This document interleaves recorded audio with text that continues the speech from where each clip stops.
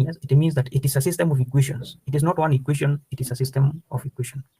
So we have an example. A good example is a supply and demand model, or a simple supply and demand model. We observe that price and quantity in market both are determined by supply and demand. What we mean here is that price affects quantity demanded, and at the same time, price affects quantity supplied. So we can see there is a relationship between price, quantity demanded, and the quantity supplied. So in such a situation, we write or we deal with the simultaneous equations. We deal with the simultaneous equations, and this one is a good example. In equation 1, we see that quantity demanded, you can see this QD is affected by price, and it is affected by the income. And when you come to equation 2, supply QS, quantity supplied, is affected by price B here, and it is also affected by the cost of production. The cost of production. So one thing you should note here is that this P,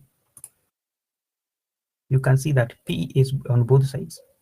This P here is on both sides, it's on both equations.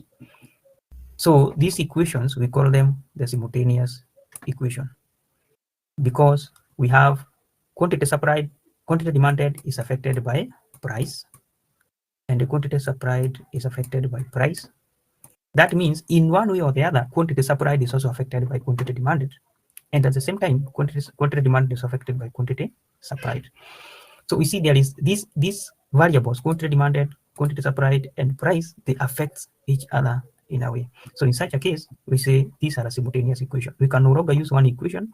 We use two sets of equation, and these equations is what we are calling the simultaneous equation.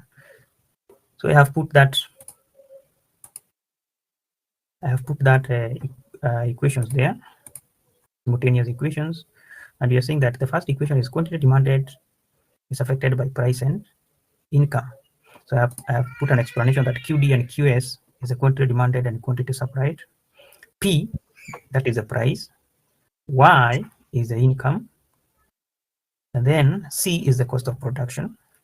And then we have U1 and U2, these are error terms. These alpha 1, alpha 2, alpha 0, alpha 1, alpha 2, these are constants. And then beta 0, beta 1, beta 2, these are also constant.